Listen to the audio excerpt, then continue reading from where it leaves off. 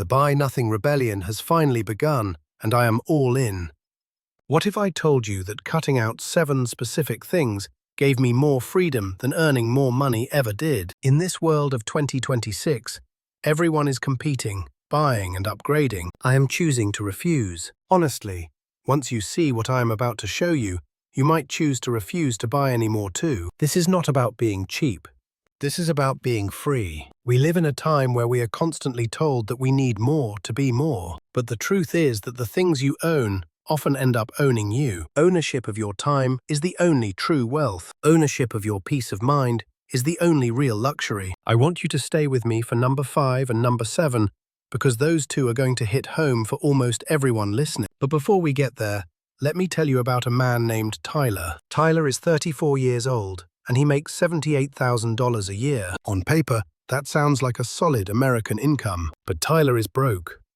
And I mean truly, deeply broke. He has $427 in his checking account. He has 0 in his savings. He is carrying $8,000 in credit card debt. Every 2 weeks, when that paycheck hits his account, the money is already gone before the transaction even clears. How did this happen to a hard-working man making a good living? Tyler made a $50,000 mistake that most people are making right now in 2026. I'm going to break down exactly what that mistake is in just a moment. But first, let us jump into the first pillar of the rebellion. Thing number 1 is cars with car payments and new cars in general. This is where the Buy Nothing rebellion starts for me, right here with what we drive.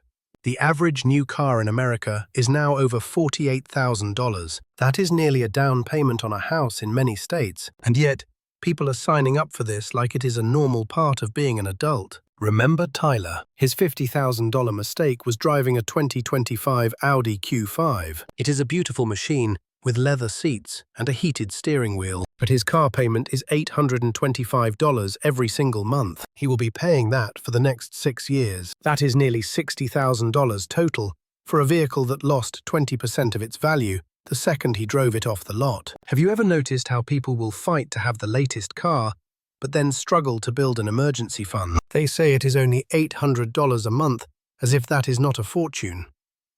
That is not normal to me. That is indentured servitude to a bank. The minute you drive that car home, you have lost money you will never get back. Cars are depreciating assets. They go down in value every single day while they drain your bank account. Now, let me tell you about Sarah.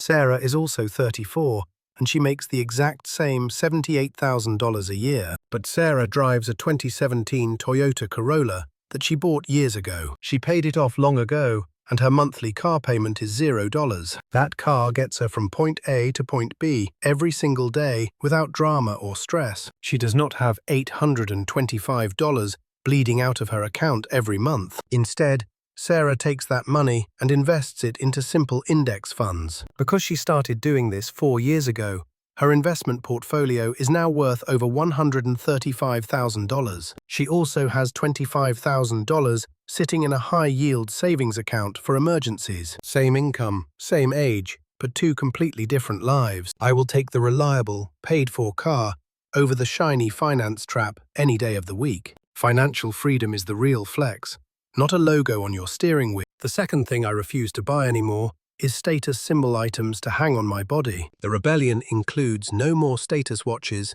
no more designer sneakers, and no more fancy jewelry. Go look at your closet right now. How much of that stuff did you buy because you actually needed it? And how much did you buy because you saw an influencer wearing it? Tyler has a closet full of status symbols. He has $300 sneakers he has only worn twice. He has a $500 watch that does the exact same thing as a $20 one. He has designer jeans that cost $200 when the $40 pair would last just as long. His closet is worth about $8,000, but only $500 of it adds real value to his life. We have created a culture where people are barely treading water financially, but they look great doing it. Having $300 shoes on your feet, but nothing in the bank is a trap. The truly wealthy often do not look like they have money. They do not need to prove anything to strangers. They show their wealth through their choices and their freedom. I am done buying status because status does not pay the bills when you retire. Status does not buy you peace at 3 in the morning. What buys freedom is having money that grows while you sleep. The third thing I refuse to buy anymore is luxury vacations. especially on a credit card. Traveling is a wonderful experience, but if you cannot pay for it in cash, you should not go.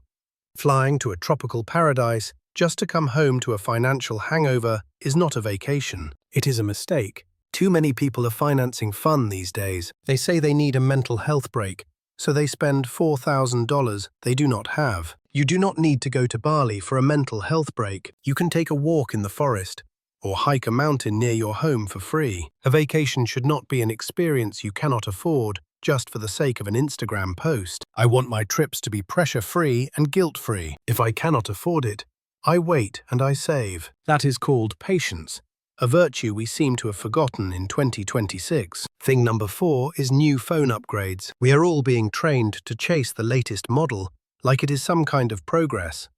But the phone in your pocket right now likely works just fine. When the big tech companies send you an email saying it is time to upgrade, that is not an opportunity for you. It is an opportunity for them to keep you on their list of monthly payments. Tyler has had 3 different phones in the last 3 years. Almost nothing changed between them, except a slightly better camera and a new color. I only need my phone to do 3 things. I need to access the internet, take a photo, and make a call. If it does those things, I am keeping it. I will upgrade when I say it is time, not when a corporation tells me so. Now we come to thing number 5.